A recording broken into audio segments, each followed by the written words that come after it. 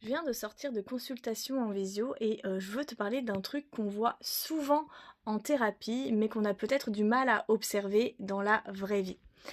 Il y a des personnes qui cherchent dans leur relation quelque chose de très précis, une sorte de perfection, un autre qui soit complètement aligné à ce que l'on recherche. Mais en fait, ce qu'elles cherchent, ce n'est pas vraiment l'autre finalement, c'est une forme de sécurité, une garantie, une projection de ce qu'elles croient devoir avoir pour être bien et épanouie. Et du coup, en fait, elles deviennent exigeantes, très très exigeantes, pas forcément dures, mais dans le contrôle, comme si tout devait correspondre à un plan intérieur. Et quand l'autre ne rentre pas dans ce cadre, elle doute, s'éloigne, s'épuise.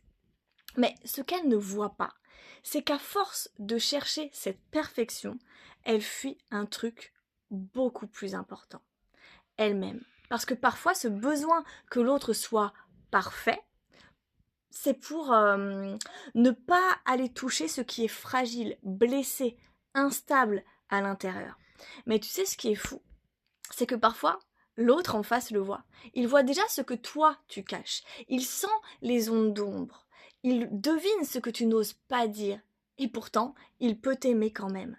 Pas parce que tu corresponds à une image, mais parce que tu es vrai, entier, humain, humaine. La question alors c'est pas est-ce que l'autre est à la hauteur de ce que j'attends? C'est est-ce que je me donne le droit d'être rencontré tel que je suis, sans masque, sans contrôle.